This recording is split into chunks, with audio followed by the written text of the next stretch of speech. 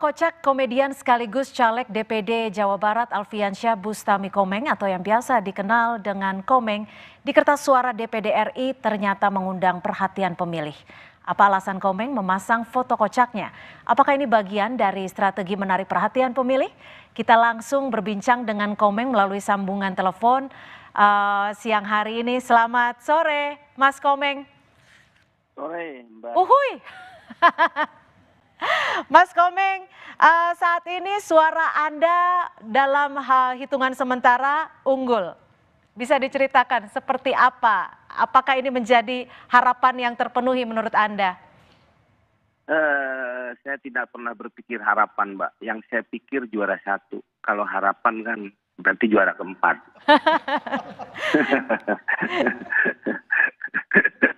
Mas Komeng, ini kan fotonya Mas Komeng ini yang paling unik di antara foto-foto yang ada di lembar suara. Ini strategi Anda atau memang ini bagian dari kehidupan seorang komedian Komeng? Enggak, saya suka yang aneh-aneh aja, Mbak. Kalau waktu itu sih KPU minta foto pakaian ciri khas yang biasa dipakai katanya. Atau Mas Komeng, ini yang menjadi perhatian juga adalah Mas Komeng saat ini trending topik di media sosial X. Terus bisa dikatakan juga maju tanpa partai, tidak kampanye gede-gedean, atau bisa dikatakan dengan modal yang sederhana. Anda bisa komentar apa terkait hal ini? ya memang itu yang saya beritahukan kepada masyarakat, katanya politik itu mahal. Ternyata ya enggak, memang kan biasanya ada kalau masuk ke politik itu katanya ada 3 tas apa? Popularitas, elektabilitas, dan satu lagi isi tas. Dan sedangkan tas saya kosong. Gitu. Jadi saya tidak banyak menggunakan itu. Jadi maksudnya saya ngasih tahu ya bisa lah gitu dengan cara sederhana pun. Karena sederhananya sederhana, itu mahal kalau saya lihat. Tunjang aja udah berapa di sana. Belum ati ampela. Mas Komeng, tapi apa sih visi misi Anda untuk masuk ke legislatif?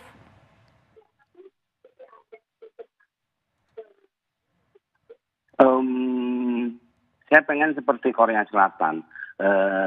Bisa menjajah negara lain dengan seni dan budayanya. Katanya itu pemasukannya dari seni budaya itu hampir double digit buat APBN negaranya. Sedangkan kita kan lebih luas dari Korea Selatan dan lebih beragam suku-sukunya. Suku Sunda, suku Jawa, suku Riti, suku Cadang, hampir semua ada di Indonesia. Masa kita nggak bisa? Jadi itu yang menjadi visi misi Anda ya. Lalu kalau misalkan memang ada ada kesempatan besar Anda masuk di DPD, apa yang akan Anda kerjakan di awal-awal Anda maju atau masuk di sana? Saya belum tahu, saya belum pernah masuk ke sana. Jadi mungkin nanti saya akan banyak bertanya kepada yang sudah ada di sana. Jadi secara persiapan saya belum tahu, tapi saya sudah membawa visi misi saya aja, itu aja dulu. Oke, jadi nanti mau dipanggil siapa nih? Uhuy atau Senator Komeng? Dipanggil apa aja bebas, asal jangan dipanggil KPK. Mas Komeng, ini saya ada beberapa narasumber di sini, kita ikut-ikutan ketawa loh. Dan kalau tadi saya sempat baca-baca di media sosial, itu harapan netizen adalah membawa pemerintahan legislatif itu pemerintahan lebih sederhana dan juga bisa diterima oleh masyarakat. Itu juga menjadi visi misi Anda nggak sih? Mas Komeng. Iya, salah satunya itu kan. Saya juga nggak tahu, katanya DPD itu kan kewenangannya lebih kecil dibanding DPR. Tapi menurut saya biar kecil perlu diperhitungkan karena Iya dong. banyak para calon legislatif Hmm. Di studio juga sudah ada. itu perlu diperhitungkan. Jadi harus diperhitungkan. Di studio juga sudah ada pengamat politik dari Universitas Al-Azhar, Kang Ujang Komarudin. Kang Ujang, kemarin nyoblos nggak? Nyoblos dong nih. Nyoblos Komeng nggak di Jawa Barat bukan? Nah, rahasia dong ya, Jawa Barat. Rahasia. Depok. Oke, Depok ya. Kalau dari Kang Ujang sendiri melihat Komeng menjadi trending topik dan saat ini suaranya unggul, bagaimana Anda melihatnya? Ya, Jawa Barat punya keunikan ya. Dulu periode lalu ada Oni ya kan, Dayawan Sunda juga terpilih, sekarang nggak nyalon lagi, bahkan masuk partai. Nah, lalu kalau kita lihat gini, politik itu pendekatannya bukan hanya serius. Makanya kalau kita bicara visi misi program itu hanya setengah masuk pada rakyat Indonesia. Maka ada juga pendekatan-pendekatan lain, apa pendekatan emosionalitas, pendekatan gimmick dan lain sebagainya. Nah, Mas Komeng saya melihat dia pendekatan yang unik. Ya kan tadi dengan foto ya yang kalau bahasa foto yang menarik, yang berbeda, memiliki diferensiasi. Oke. Pembeda dengan yang lain. Ya ini keunikannya di situ. Ini kan sesuatu yang berbeda dan itu menjadi ketika kita buka juga gitu kan kelihatan tuh ciri khas dari Mas Komeng tersebut. Dan jangan lupa juga Mas Komeng juga bergerak dan berjalan. Saya lihat waktu di puncak bersama Pak Fadlizon gitu ya. Itu bergerak juga, jalan juga untuk berkampanye. Nah dalam konteks itu saya melihat Jawa Barat sebagai ya daerah kelahiran saya gitu ya, melihat bahwa ada keunikan tertentu dalam konteks memilih gitu. Ya makanya kalau orang Jawa Barat tuh gini, kalau sudah senang ke orang tertentu ya sudah.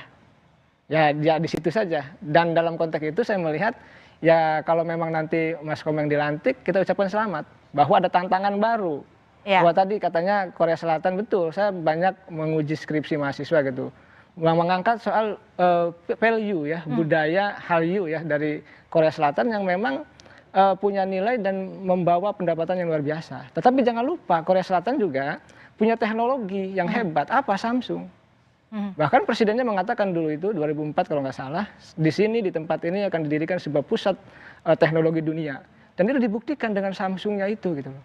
Oke. Nah sebenarnya kita ke depan juga walaupun Mas Komeng seniman, tapi pendekatan lain juga harus dibangun gitu loh bersama dengan senator yang lain. Pendekatan apa? Teknologi gitu ya. Ya apapun itu pendidikan, karena kan walaupun nanti misalkan Mas Komeng masuk komite apa, kan ada dibagi tuh. Kalau di DPR, Bang Suparno paham tuh ada komisi 1, 2, kalau di DPD kan komite ya. Nah ini kan bukan hanya memahami soal budaya itu yang diangkat, ingin menjadi sebuah, dikapitalisasi menjadi sebuah pendapatan.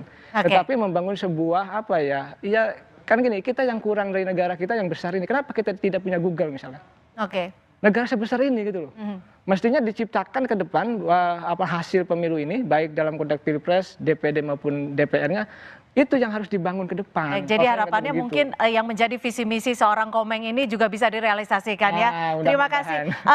Terima kasih juga tadi Mas Komeng sudah bergabung bersama kami melalui sambungan telepon. Nanti kami masih akan kembali dengan dialog kekuatan suara Pilpres di Jawa.